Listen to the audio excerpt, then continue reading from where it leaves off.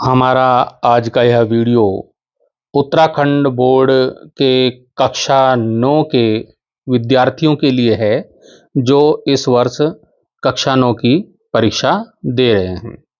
तो आज के वीडियो में हम कक्षा 9 हिंदी क्षितिज के गद्य खंड के महत्वपूर्ण प्रश्नों को, अति महत्वपूर्ण प्रश्नों को लेकर यहाँ उपस्थित हुए हैं। ये बहुत इम्पोर्टेंट प्रश्न है। आप इस वीडियो से सभी प्रश्नों के उत्तरों को यहाँ पर देख पाएंगे। हमारे उत्तर बिल्कुल सरल भाषा में आपको मिलेंगे।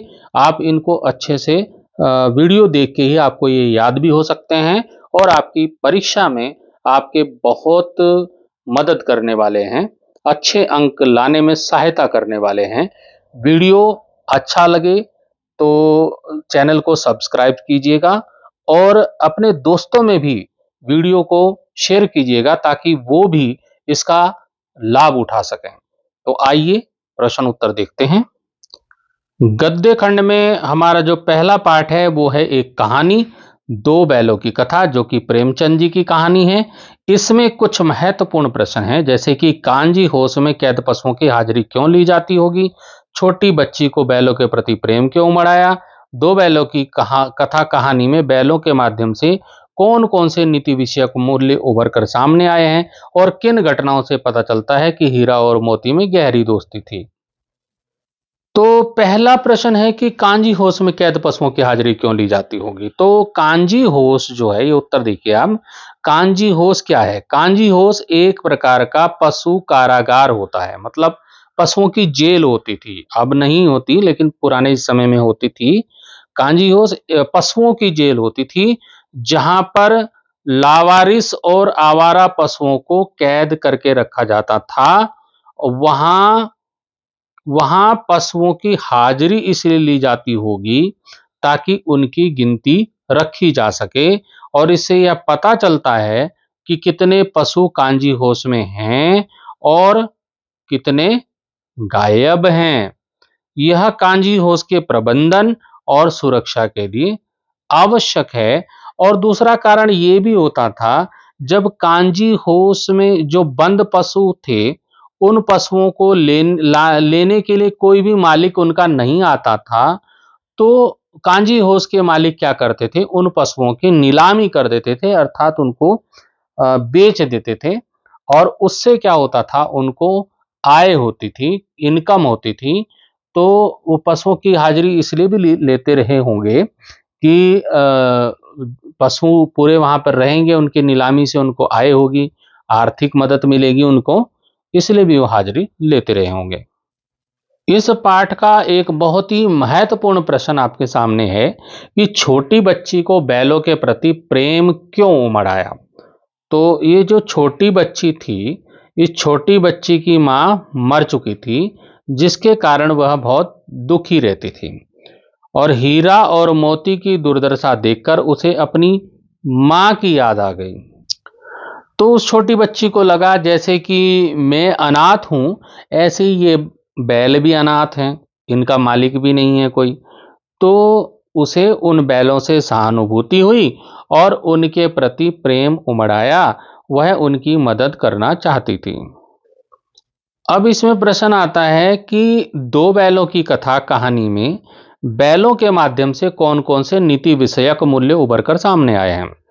तो इसका जो उत्तर है वो हो जाएगा आपका कि एक तो है उन मित्रता, दोस्ती। हीरा और मोती की गहरी दोस्ती हमें सच्ची मित्रता का महत्व सिखाती है। आपका दूसरा हेडिंग इसमें हो सकता है एकता। मुसीबत के समय में मिलकर सामना करना हमें एकता की शक्ति का एहसास कराता है, क्योंकि जो हीरा और मोती जो दोनों बैल थे, कहानी में मिलकर काम करते थे। कोई भी मुसीबत आई, उसमें मिलकर एकता के साथ एकजुट होकर के वो मुसीबत से लड़ने का प्रयास करते थे। अगला आप हेडिंग दे सकते हैं इसमें स्वतंत्रता। तो जानवरों की स्वतंत्रता के लिए संघर्ष करना हमें स्वतंत्रता के महत्व को समझाता है। तो प्रेमचंद जी ने ये कहानी उस समय लिखी जब हमारा देश गुलाम था अंग्रेजों का। तो वो इस कहानी से दो बैलों की कथा से, जैसे दो बैल कहानी में संघर्ष करते हैं, स्वतंत्रता के लिए, अपनी आजादी के लिए संघर्ष करते हैं, वैसे ही ये कहानी प्रेरणा देती है भारतीयों को अपनी स्वतंत्रता के लिए संघर्ष करने का। फिर इसमें पशु प्रेम दिखाया गया है। तो जानवरों के प्रति दया और सहानुभूति रखना हमें एक संवेदनशील इंसान बनाता है। और इस कहानी से हम त्याग भी सीखते हैं, दूसरों के लिए त्याग करना हमें महान बनाता है। तो इस कहानी को आप ध्यान से पढ़ेंगे तो आपको इसमें ये सब देखने को मिलेगा कि त्याग भी एक जगह इंपॉर्टेंट यहाँ पर दिखाया गया है। इस कहानी को आप अच्छे से पढ़िए तो आपको ये सारे गुण उसमें नीति विषयक मूल्य दिखाई देंगे। अब आपका महत्वपूर्ण प्रश्न आता है कि किन घटनाओं से पता चलता है कि हीरा और मोती में गहरी दोस्ती थी। तो इसका उत्तर जब आप लिखेंगे तो उत्तर हो जाएगा, दोनों एक दूसरे को चाटकर और सूंघकर अपना प्रेम प्रकट करते थे। मतलब ये है कि जब उनको एक दूसरे के प्रति प्रेम दिखाना होता था तो वो एक दूसरे को चाटते थे, सूंघते थे। तो इससे पता चलता है उनमें गहरी दोस्ती थी। जब ये दोनों बैल हल या गाड़ी में जोत दिए जाते तो दोनों ज्यादा से ज्यादा बोझ स्वयं पर झेलकर दूसरे को कम बोझ देने की चेष्टा करते थे, यानी कि मेरे मित्र पे, मेरे दोस्त पे ज्यादा बोझ ना आए, ये उनका प्रयास रहता था।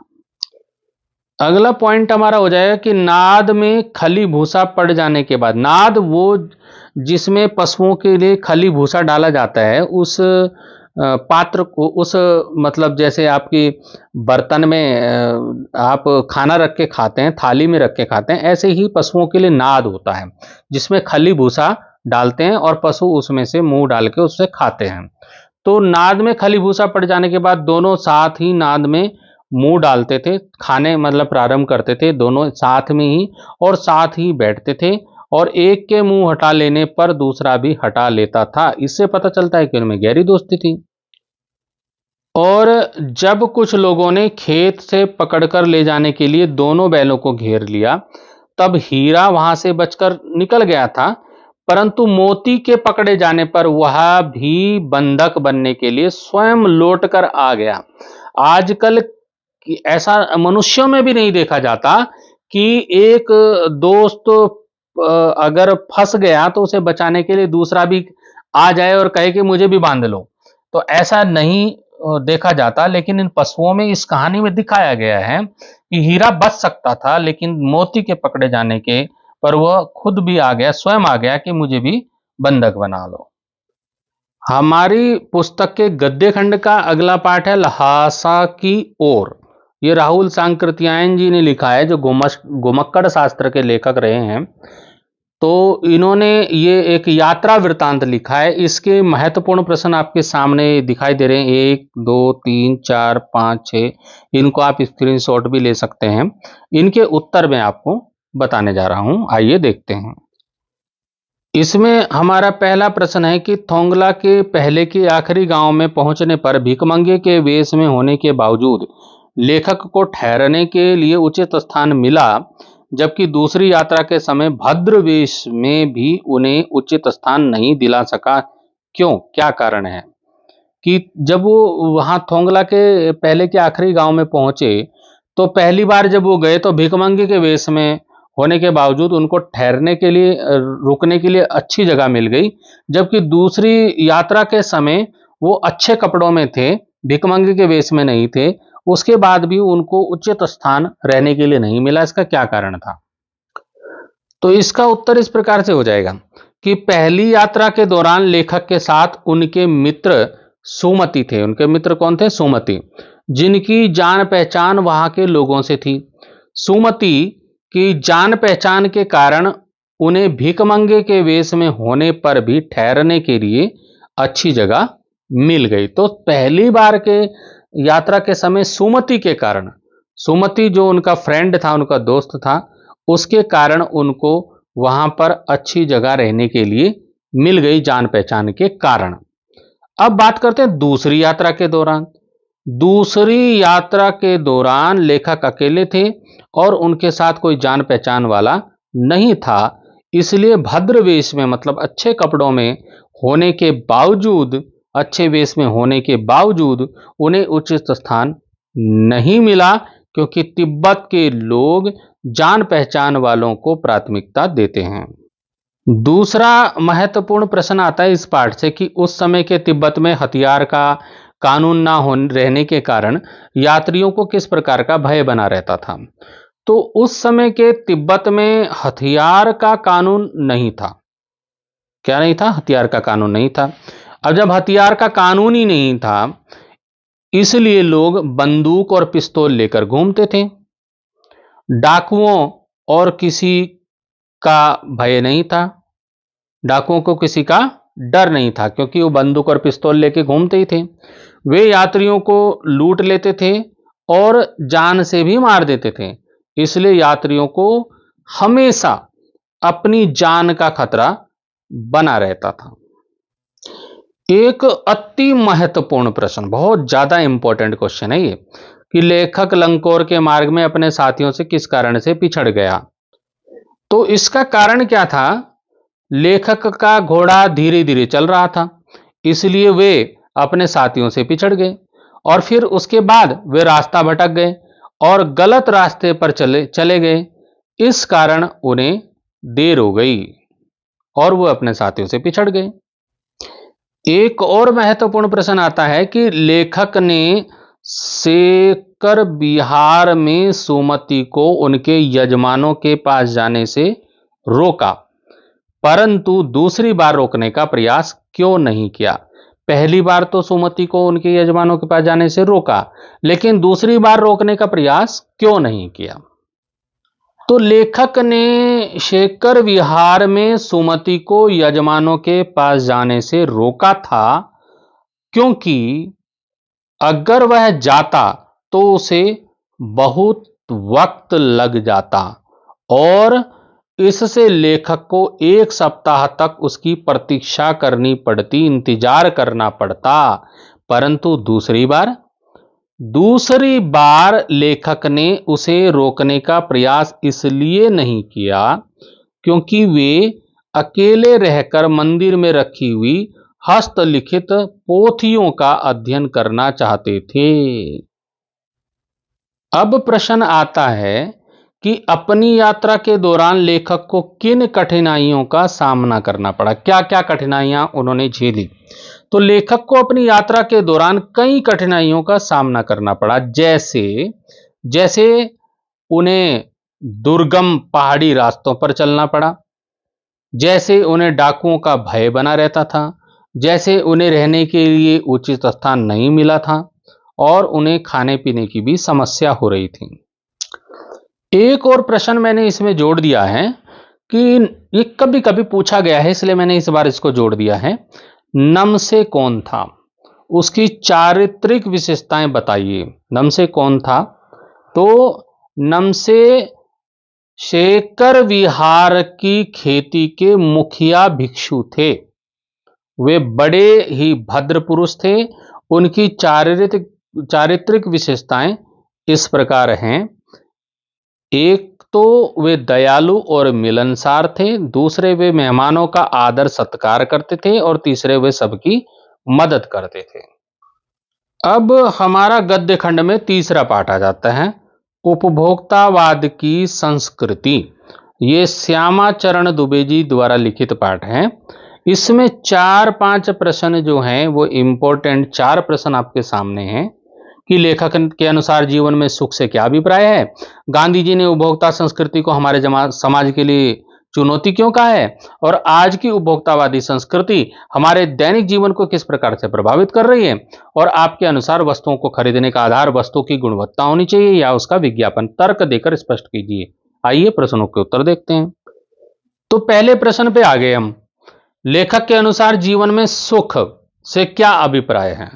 तो इसका उत्तर देखते हैं कि लेखक के अनुसार आज के समय में सुख का अर्थ बदल गया है। सुख अब उपभोग करने और अच्छी जीवन शैली अपनाने से जुड़ा हुआ है। यानी कि पहले जो सुख था वो केवल उपभोग करना ही नहीं था और अच्छी जीवन शैली ही नहीं था, लेकिन अब है, अब क्या है, उपभोग करने और अच्छी जीवन शैली अपनाने को सुख माना जाता है। लोग सुख को महंगी और आरामदायक वस्तुओं से जोड़कर देखते हैं। उनके लिए सुख का मतलब है ज्यादा से ज्यादा उपभोग करना और अपनी इच्छाओं को पूरा करना। एक और महत्वपूर्ण प्रश्न आता है कि गांधी जी ने उपभोक्ता संस्कृति को हमारे समाज के लिए चुनौती क्यों कहा है। तो इसका उत्तर हो जाएगा कि गांधी जी ने उपभोक्ता संस्कृति को हमारे समाज के लिए चुनौती इसलिए कहा है क्योंकि यह संस्कृति हमारे सामाजिक मूल्यों और परंपराओं को नष्ट कर रही है। यह लोगों को स्वार्थी और भौतिकतावादी बना रही है। उपभोक्ता संस्कृति के कारण लोग अपनी जरूरतों को भूलकर दिखावे और दिखावटी जीवन शैली को अपना रहे हैं। यह संस्कृति हमारे समाज में असमानता और असंतोष को बढ़ा रही है। अब इसी प्रकार का एक और प्रश्न परीक्षा में पूछा गया कुछ बार कि आज की उपभोक्तावादी संस्कृति हमारे दैनिक जीवन को किस तरह से प्रभावित कर रही है।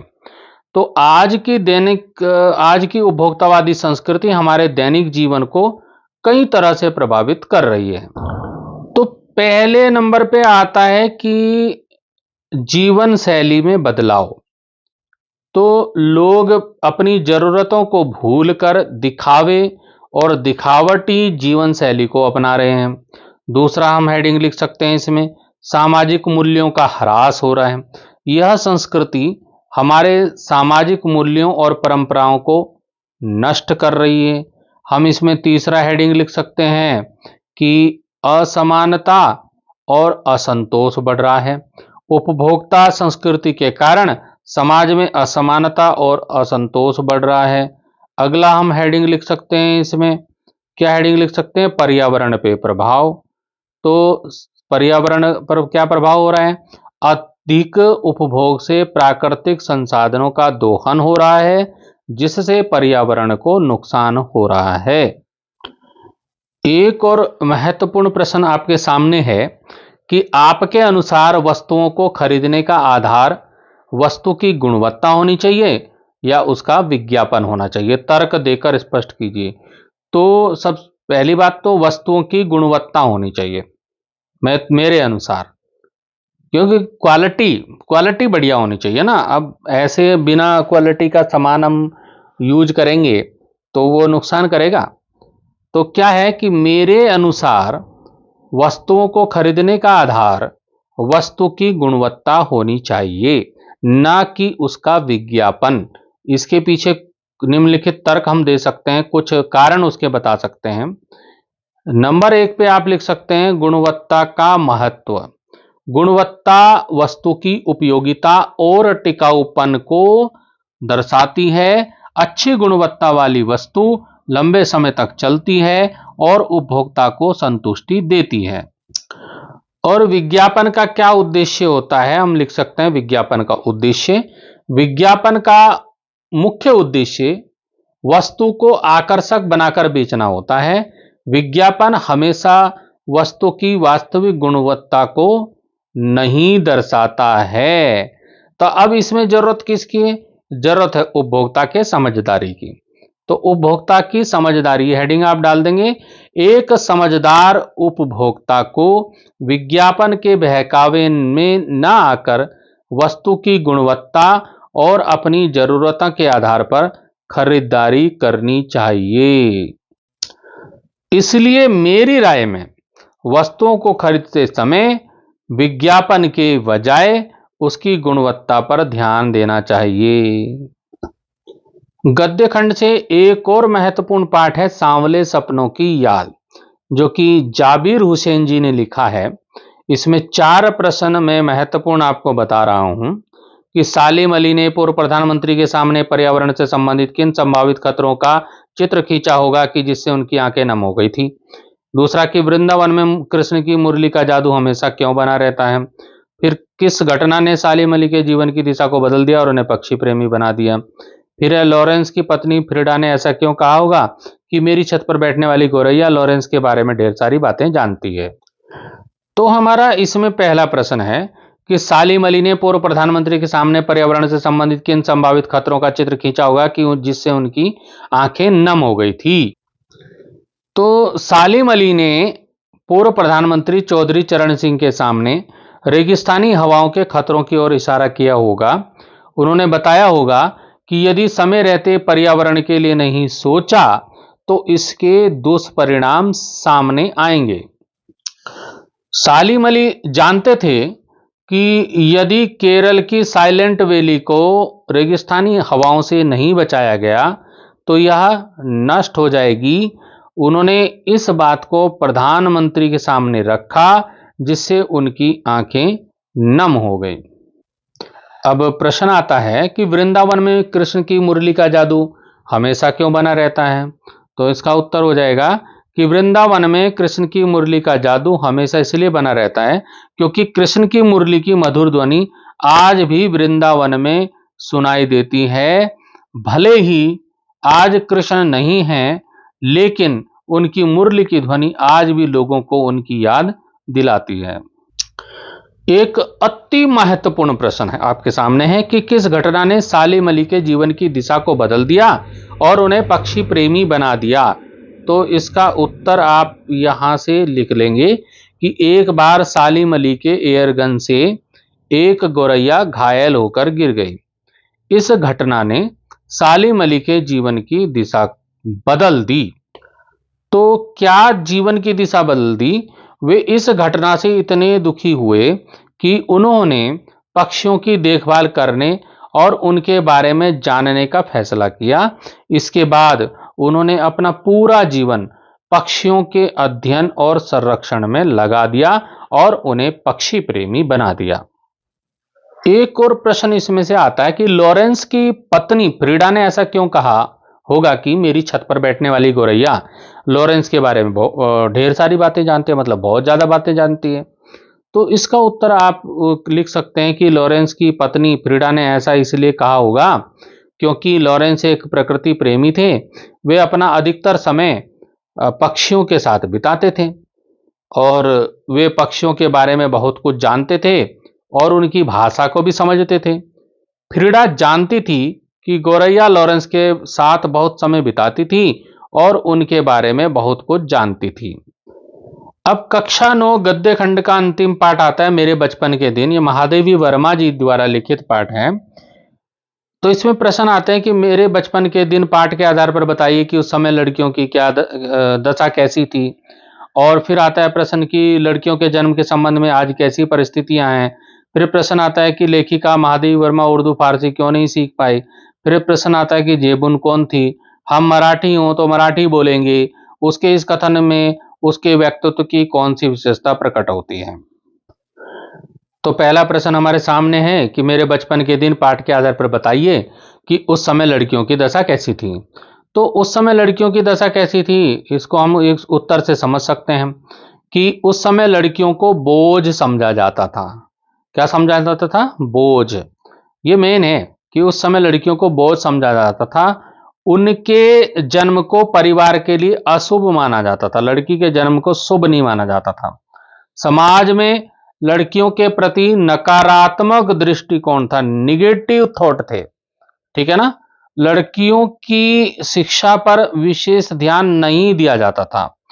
उनके मतलब लड़कियों के पालन पोषण में भी भेदभाव था, भेदभाव किया जाता था। लोग पुत्रों को अधिक महत्व देते थे, बेटों को अधिक महत्व देते थे और पुत्रियों को ज्यादा महत्व नहीं देते थे। बाल विवाह, दहेज प्रथा और सती प्रथा जैसी कुरीतियां मतलब बुरी रीतियां समाज में प्रचलित थी, बुरी परंपराएं। इन कुरीतियों के कारण, इन बुराइयों के कारण लड़कियों का जो जीवन था वो बेहद कठिन था।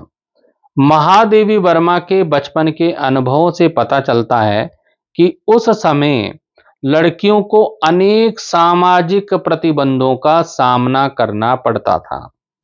अब प्रश्न आता है कि लड़कियों के जन्म के संबंध में आज कैसी परिस्थितियां हैं। ये तो पुरानी तो हमने जान ली कि कैसी था पुराने समय में।